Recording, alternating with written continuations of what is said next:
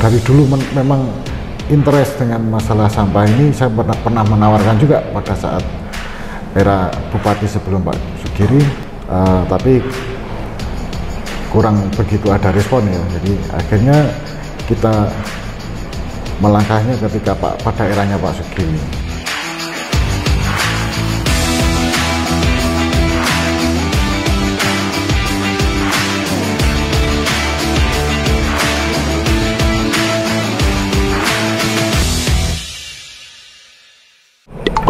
Jarene selama 3 tahun terakhir ini sampah tidak terkelola sesuai cita-cita. Apa yo tenan? Makane aku saiki iki nang nggone TPA Mrican tak tekokne ning pakare, ning bidange, ning ahline. Sejatine piye ngono lho. Ben ora timbul pikiran sing rena-rena, ben ora pikiran grambyang, sejatine piye kuwi aku langsung ning TPA Mrican tak tekokne ahline. Wis rasah kakean ngomong wis tak langsung wae. Mas, Nggih, Mas. Paling asma sinten? Panggilannya Ari. Mas Ari. Ya. Nggih. Berarti panjenengan di TPA Mrican ini sebagai apa? Kalau saya ini sebagai pihak swasta yang kerjasama dengan pemerintah daerah Kabupaten Ponorogo. Oh, anu investor. Ya. Nah, lho, iki Perwakilannya ya. Perwakilan ya. investor. Lah iki lho. Iki langsung ahli iki. Lah niku kan kula kan nggih mudha rasa ngoten iki. Wah, matur nuwun kopine teko ya. Jan wis. Wis cocok iki. Monggo, Mas. Nggih, jen. Matur nuwun wis kopine teko sik lagi jago. Mas sinten? Saya Eka Harnawa. Oke. Nah, niku wau kita kembali ke tadi. Berarti panjenengan itu intinya perwakilan investor di sini. Nggih. Niku wau ingkang kula rasakne, sing kula gagas, sing kula angen-angen, sing kula pikir niku jane leres napa mboten to Mas. Selama 3 tahun terakhir itu pengelolaan sampah itu tidak sesuai dengan cita-cita niku pripun sejatine? Ya, jadi ngeten, kita selama 3 tahun itu melakukan upaya atau pemikiran ya, menggodok pemikiran maupun melakukan upaya-upaya untuk mengurangi sampah. Okay. Jadi sampah yang masuk, karena sebelum eranya Pak Bupati sekarang Pak Sugiri itu sampah hanya di open dumping istilahnya. Jadi hanya ditimbun di gunung, sehingga gunung itu semakin bertambah tinggi maupun bertambah luas. Bahkan kalau saat ini bisa dilihat bahwa kondisinya sudah, gunungan ini sudah setinggi 16 meter. Jadi memang itu kondisi existing. Saat itu ketika kita ke TPA Mrican sudah kondisinya sudah seperti ini. Jadi saya berusaha menawarkan dan kita mencari solusi bersama dengan Pak Bupati waktu itu. Jadi akhirnya karena kondisinya juga pemerintah daerah juga mengalami istilahnya kesulitan dalam sisi teknologi, dari sisi pendanaan dan sebagainya, akhirnya kita memutuskan untuk menggandeng investor. Ya. Di sini kebetulan saya juga lama bergelut di bidang ini. Saya juga dari dulu memang interest dengan masalah sampah ini. Saya pernah menawarkan juga pada saat era Bupati sebelum Pak Sugiri, Bapak Ipong waktu itu, tapi kurang begitu ada respon ya. Jadi akhirnya kita melangkahnya ketika pada eranya Pak Sugiri. Jadi di sini kita melakukan pengolahan, pemilahan terutama, karena sampah itu sebenarnya memang akan jadi masalah ketika sampah itu tercampur. Ketika sampah itu terpilah, itu namanya bukan sampah lagi, tapi menjadi bahan baku. Karena kalau sampah sudah terpilah itu dan jumlahnya banyak, itu pasti ada yang memanfaatkan, pasti ada orang yang membutuhkannya, entah apapun sampah itu. Jadi kita di sini 70% kegiatannya adalah pemilahan. Gitu. Jadi yang kita pilah adalah high value, plastik, ada barang-barang yang berharga itu kita pilah, termasuk juga organik. Itu juga kita klasifikasikan, ada yang sebagai organik yang memang masih layak untuk sebagai bahan baku pakan. Tapi ada juga organik yang tidak masuk klasifikasi itu, kita bisa turunkan lagi menjadi ke maggot arahnya. Dan juga yang terakhir kita bisa jadikan itu memang residu. Residu organik itu ada, tetap kita tidak bisa, belum bisa ke zero waste. Meskipun kita memang ada keinginan, ada upaya, ada selalu perbaikan bagaimana supaya residu itu bisa kita tekan. Iya. Jadi intinya tentang pemilahan tadi tuh. Kita seharusnya juga mengajak masyarakat tentang sampah itu harus memilihkan antara yang organik dan anorganik konten nggih. Kena bekerja sama itu kita lebih enak. Tapi nggih, kita kembali lagi. Nggih. Leres Mas Eka. Jadi memang kalau kita mengacu ke undang-undang ya tahun 2000 nomor 18 tahun 2008, memang di situ disebutkan juga bahwa sampah itu memang tanggung jawab bersama. Iya. Bukan hanya tanggung jawab pemerintah. Masyarakat pun juga punya tanggung jawab di situ, pihak swasta juga punya tanggung jawab. Semuanya harus bekerja sama, gotong royong untuk mengatasi masalah sampah itu. Jadi kalau hanya kita membebankan masalah sampah itu menjadi tanggung jawab pemerintah ya juga kurang pas. Makanya kebetulan kita juga ada slogan istilahnya Samtaku, itu karena sampah itu tanggung jawabku. Tanggung jawab siapa? Tanggung jawab kita. Disingkat kita masing-masing. Samtaku. Ya.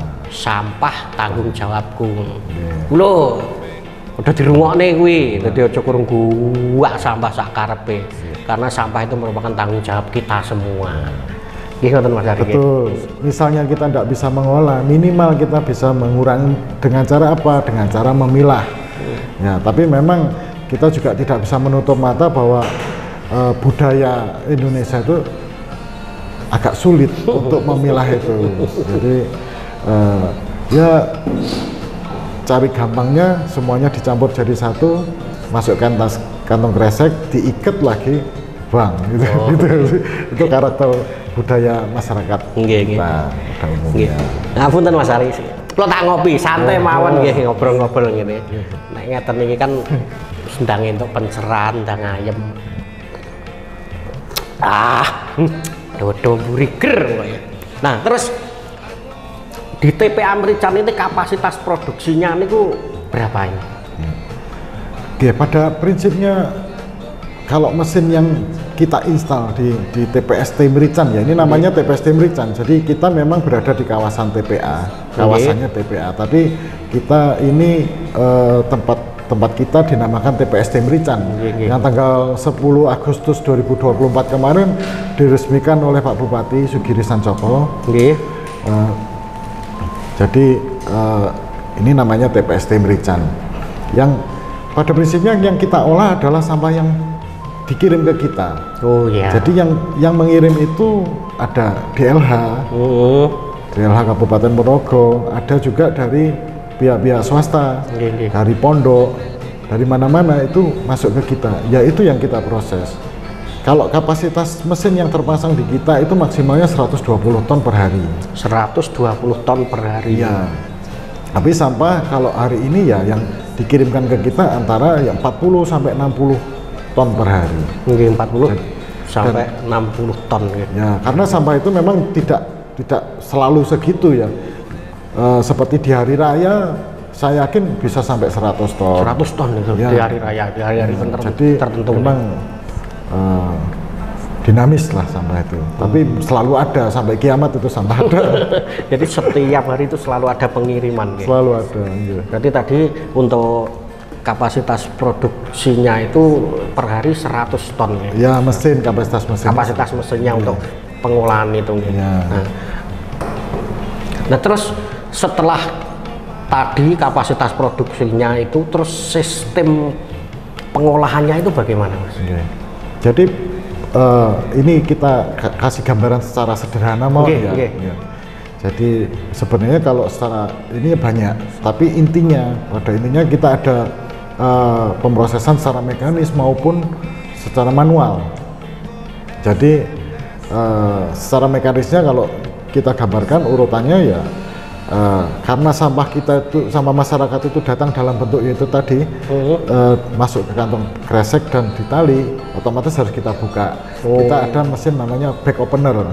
Jadi sampah itu kita koyak, istilahnya kresek itu kita koyak, tapi tidak dalam serpian kecil, tapi hanya dibuka aja gitu. Nah, setelah itu dia akan masuk ke conveyor, masuk ke namanya diskrim. Jadi di situ ada pengayaan. Pengayaan size mana yang istilahnya bisa jatuh, ada yang terus berarti yang kecil jatuh, yang besar terus jadi apa yang jatuh itu memang ada klasifikasi yang akhirnya pemrosesannya secara mekanis lagi dan akhirnya ke manual, juga ada manualnya.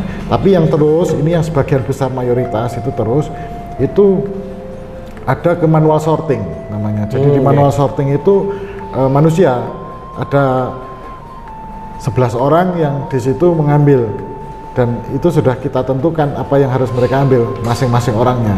Jadi ada yang ngambil itu rata-rata yang diambil adalah high value sama sayur yang istilahnya masih layak untuk jadi pakan ternak gitu. Jenis sampah apa yang high value nih? High value itu rata-rata intinya pada sampah itu tidak butuh proses terlalu banyak, itu sudah laku dijual. Jadi yang gitu. Sering kita jumpai di pengepul rosok itu namanya high value. Kayak botol plastik, kardus, ngoten niku. Iya, itu high value. Itu nilainya besar gitu. Ya. Nggih. Tapi ada yang low value seperti contohnya Pampers. Ya. Nah, itu yang banyak juga, yang volumenya per hari kisaran setengah ton. Kalau kita sorting itu setengah ton itu kita jadikan RDF. Jadi RDF itu bahan bakar campuran dengan batu bara. Jadi sesuai amanat undang-undang kan juga harapannya kan ada 23% itu tidak dari energinya itu terbarukan. Salah satu yang terbarukan adalah sampah RDF itu. Nek sampah sing wangel diolah niku nopo? Nek cara apa kuwi basane Ponorogo dikum ratles dibong ra kopong. Niku enten sampah sing wangel diolah ngoten enten. Ya. Jadi gini ya, kita jelaskan juga. Jadi yang kita olah ini adalah sampah-sampah domestik ya. Jadi kalau memang kita tidak mengolah sampah-sampah B3 ya, atau sampah-sampah spesifik itu kita olah itu ya tetap ada. Ya itu tadi kita memang belum bisa zero waste, dan saya yakin juga di Indonesia belum ada lah yang bisa zero waste ya. Iya. Tapi ya bisa kita katakan 70-80% bisa kita selesaikan di TPST Mericang. Nah terus ini ngeten, kalau setelah dipilah tadi kan ada sistem pengayaan itu, terus nanti hasilnya kemana Mas? Ya, jadi setelah manual sorting itu nanti kita shredder, jadi kita perkecil ukurannya itu, sehingga itu nanti akan memudahkan ketika akan dijadikan bahan campuran batu bara. Kalau di ininya namanya co-firing, jadi co-firing itu bahan bakar yang berdampingan dengan batu bara. Terus setelah itu kita masuk ke rotary dryer untuk kita keringkan. Karena kadar air bahan organik itu kan tinggi ya, sekitar 60-70% itu air. Itu kita keringkan dan akhirnya kita press, seperti bisa dipersani di depan itu banyak kotak-kotak, itu namanya RDF, fluff ya bentuknya. Lah iki lho Mas, sing marani ngganggu pikiranku. Kula ki bingung. Iki kok enek statement ngene. Lah kenapa kok sekarang itu berubah? Dulu kan briket. Kok sekarang tidak briket? Lah lho, kuwi nyapo? Kuwi wah, wis marakne bingung aku ki nyapo jane ngoten niku ki. Niku pripun sejatosé saya? Ya. Jadi itu sebenarnya hanya masalah apa ya, istilahnya kita kan juga berusaha untuk, jadi setelah kita pilah pasti kan kita berusaha untuk kita keluarkan. Dalam arti kita jual. Nah, untuk itu kan kita juga berusaha memenuhi kebutuhan dunia industri yang membutuhkan atau yang memang bisa kita tawarkan itu. Pada saat itu memang ada permintaan briket, dan kita juga karena pertimbangannya kalorinya, kalau dipadatkan itu kalorinya bisa lebih tinggi dan sebagainya.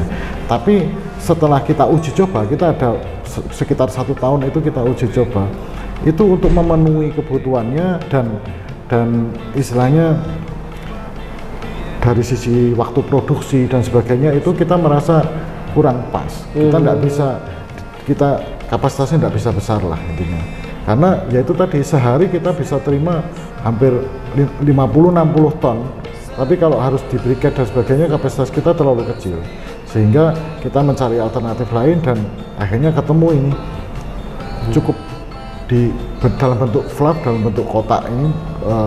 Satu kotak ini sekitar 1 kintal ya beratnya.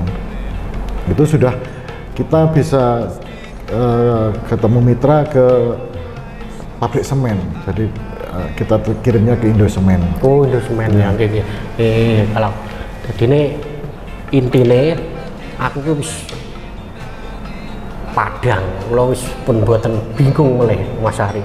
Amargi kan kasih tekok apa piye lah, aku ora ahli samplang, wis engko kapan-kapan aku tak tekokne lah. Karena dengan ini pokoknya inti dari penjelasan tadi, kula pun gamblang, kula pun ngertos bahwa di sini dari sistem produksi, pengolahan, dan sing paling baku niku ngapa kok ora briket ini pun jenengan jelas nih. Saya sudah mendapat penjelasan, wis gamblang, wis ra bingung neh. Bolo-bolo kuwi enak sing bingung tekok komentar piye karepe. Intinya seperti itu, kita mari bersama-sama belajar dan selalu bersama-sama membangun Ponorogo untuk yang lebih baik. Sampai jumpa.